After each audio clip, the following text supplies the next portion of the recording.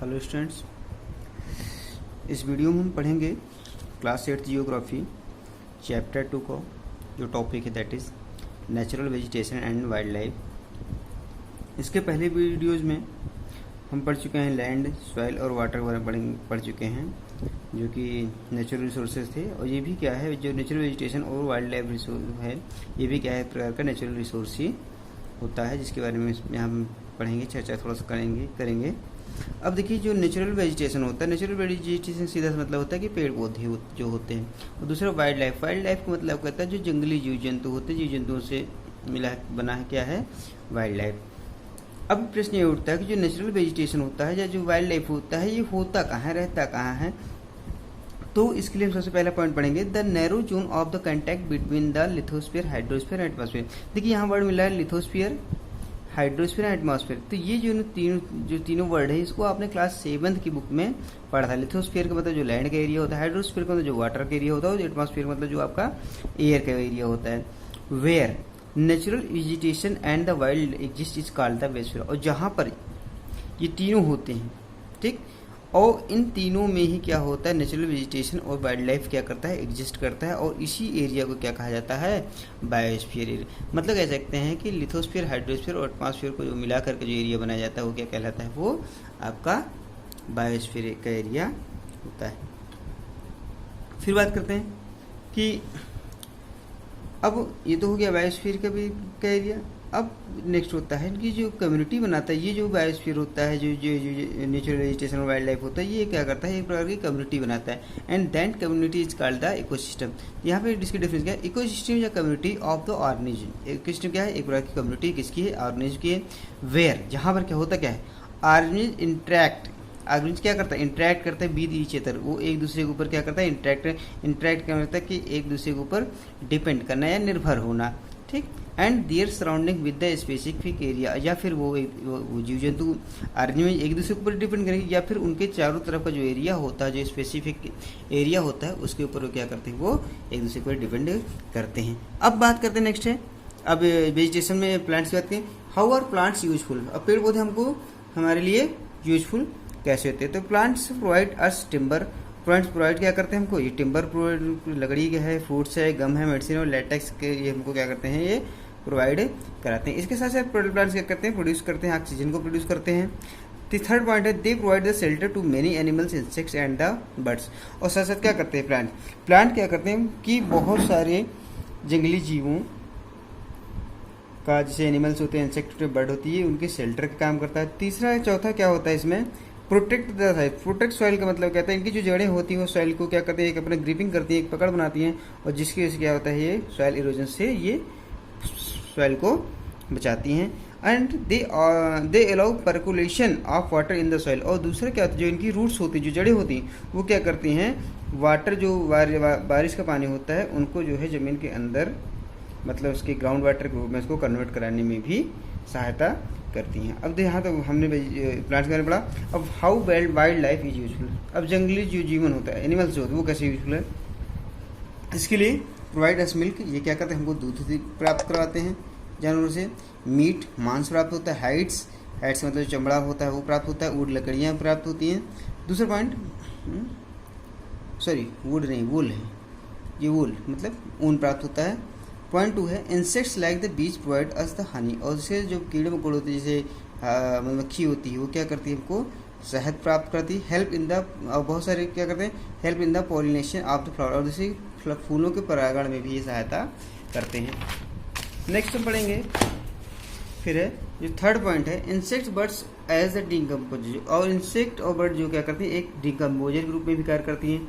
और अगला क्या है, vulture act the cleanser in the environment. Vulture क्या करता है, वो क्लेंजर के रूप में करता है, सफाई कर्मी के रूप में कह सकते हैं काम करता है ना, जो हमारे जीव जंतुओं को क्या करता है, वो साफ करता है।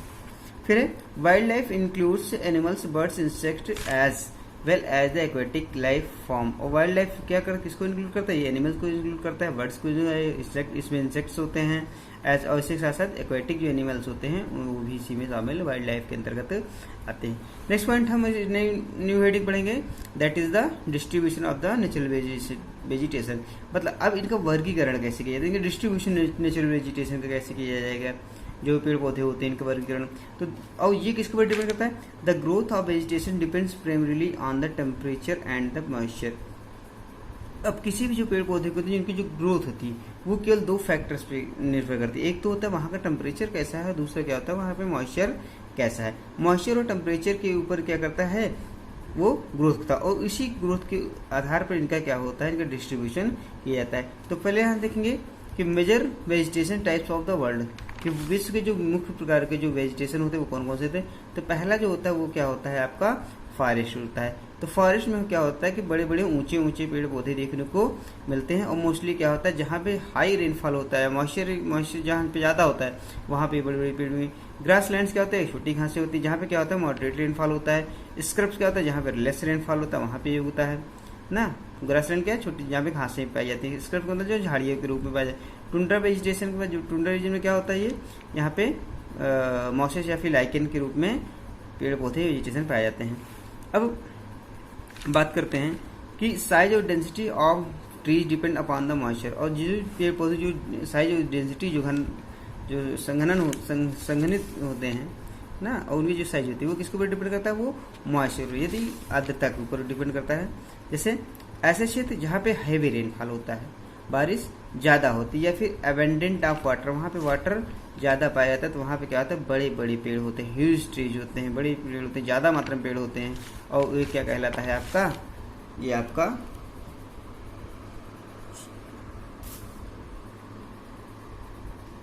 ये आपका फॉरेस्ट कहलाता है। ये देखिए फॉरेस्ट कहलाता है। नेक्स्ट है मॉडरेट रेनफॉल।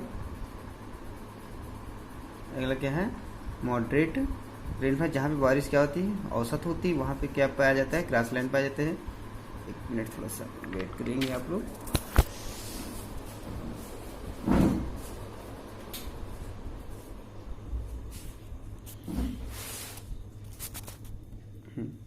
तो क्या वहाँ पाया जाता है, ग्रासलैंड पाए जाते हैं।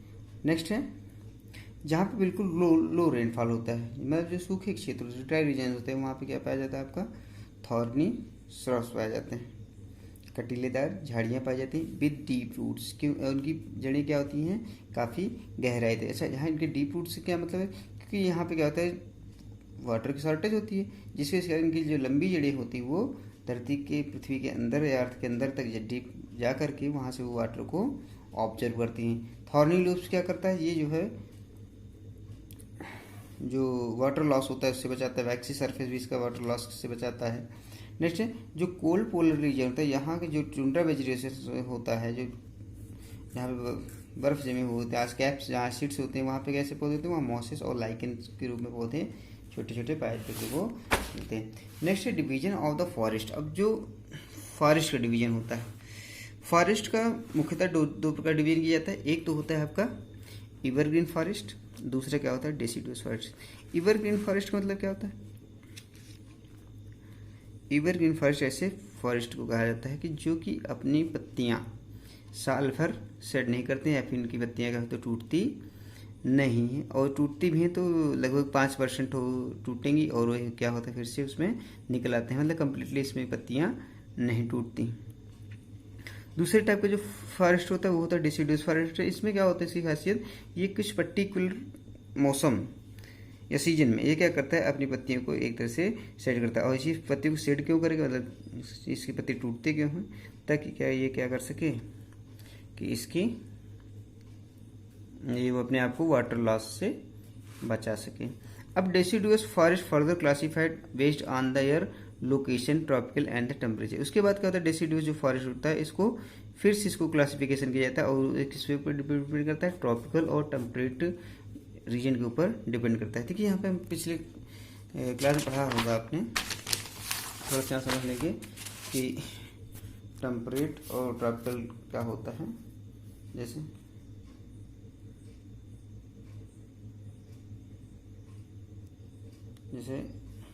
सपोज दैट ये आपका अर्थ होता है, तो आप जानते हैं कि यहाँ की जो बीच की जो लाइन होती है वो क्या होती है आपकी 0 डिग्री इक्वेटर होती है, और इक्वेटर के 23 डिग्री इधर और 23.5 डिग्री ये क्या है आपका, ये होता है आपका ट्रॉपिक ऑफ कैंसर, और ये कहता है ट्रॉपिक ऑफ कैप्रिकॉर्न होता है। ठीक। और उसके ऊपर क्या होता है आपका आर्कटिक सर्कल है, और नीचे क्या होता है आपका अंटार्कटिक सर्कल होता है। तो ये जो एरिया होता है आपका, ये आपका ट्रॉपिकल जोन कहलाता है, और ये जो एरिया होता है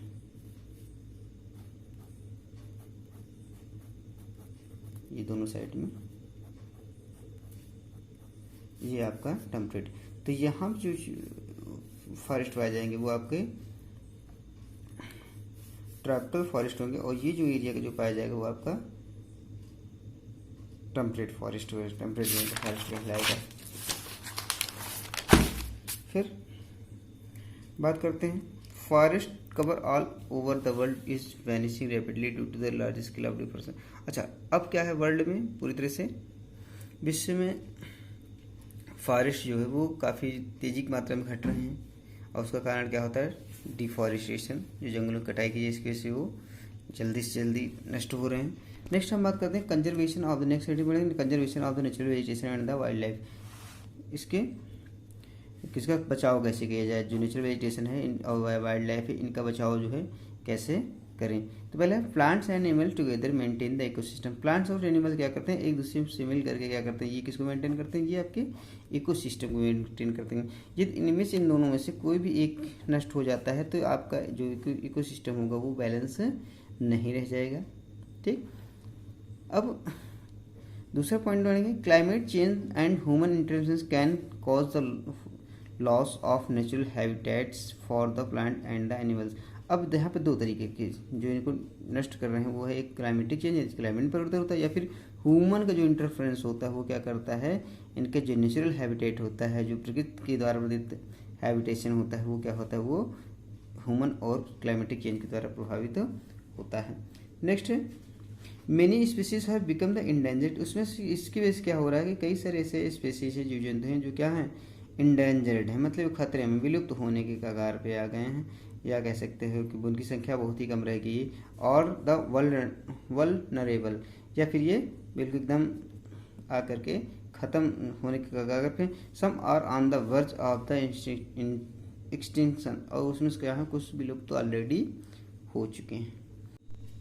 अब इसमें आगे क्या है कि फैक्टर्स, ये जो विलुप्त हो रहे हैं उसका रीजन क्या है, जीव जंतु पेड़ पौधे, उसमें क्या है पहला जो हो रहा है वो डिफॉरेस्टेशन है, जंगलों को कटाई हो रही है, सॉइल इरोजन की वजह से पौधे नष्ट हो जा रहे हैं, कंस्ट्रक्शन जो नए नए निर्माण हो रहे हैं उसकी वजह से फॉरेस्ट एरिया, कभी कभी क्या होता है जंगलों में आग लग जाती है, तो इससे क्या होता है जंगली जो जीव जंतु उसमें रहते हैं वो भी नष्ट हो जाते हैं, साथ साथ जंगल के पेड़ पौधे भी नष्ट हो जाते हैं। सुनामी आने की वजह से एक साथ नुकसान होता है, और इसके साथ लैंडस्लाइड जो होती है उसके साथ भी इसमें नुकसान देखने को मिलता है।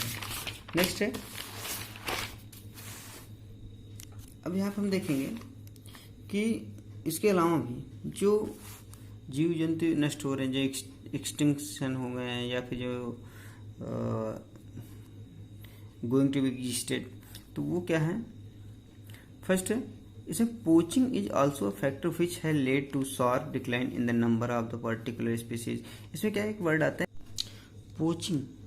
पोचिंग का मतलब होता है इलीगल हंटिंग। क्या होता है पोचिंग मतलब इलीगल हंटिंग। तो इसके अलावा हाँ इससे होते, अच्छा इस पोचिंग लोग करते क्यों हैं, लोग यहाँ पे पोचिंग करते क्यों हैं कि animals are poached for skin, nail, teeth, horns and feather. इसमें होता क्या है कि एनिमल को पोज किया जाता है, मतलब हंटिंग इनकी की जाती है उनकी स्किन के लिए, उनकी चमड़े के लिए, उनके नाखूनों के लिए, उनके दांतों के लिए, उनके सींगों के लिए और साथ उनके पंखों के लिए इनका हंटिंग किया जाता है। नेक्स्ट पॉइंट है measures to conserve natural vegetation and wildlife. अब यहाँ पे इनको कंजर्व इनको बचाव करने के लिए क्या उपाय किए जाते हैं, तो first of all that is increasing the awareness, मतलब कि इनके बचाव के लिए, वाइल्ड लाइफ को बचाने के लिए, या फिर जो जीव जंतुओं को बचाने के लिए अवेयरनेस में जागरूकता फैलाना सबसे अधिक जरूरी होता है। नेक्स्ट है national parks, wild life sanctuaries, biosphere reserves. इसमें क्या होता है नेशनल पार्क्स और वाइल्ड लाइफ सेंचुरी और बायोस्फीयर रिजर्व, इन नेशनल पार्क से क्या होता है, ये एक तरह के नेचुरली क्या होते हैं, नेचुरली और नेशनल पार्क, और ये क्या होता है गवर्नमेंट द्वारा रिस्ट्रिक्टेड एरिया होते हैं जिसमें किसी प्रकार का कंस्ट्रक्शन नहीं किया जा सकता है। अगला होता है वाइल्ड लाइफ सेंचुरी, ये भी क्या होता है जंगली जीवों के रखने के लिए गवर्नमेंट द्वारा रिस्ट्रिक्टेड एरिया होता है, और साथ साथ बायोस्फीयर का भी निर्माण करें। इसके अलावा क्या होना चाहिए, killing and the hunting of the birds and animal should be band. जो लोग क्या करें शिकार करते हैं पक्षियों को मारने के लिए, जानवरों को मारने के लिए शिकार करते हैं या उनको मारते हैं, उनको क्या किया जाए, दैट शुड बी बैंड। ये सब क्या उसमें उनको बैन किया जाना चाहिए, और किसी न किसी एक प्रकार के अंतर्राष्ट्रीय संस्थाओं को भी इस सारी चीज़ों पर ध्यान देना चाहिए। इसी के साथ इस चैप्टर को फिनिश करते हैं।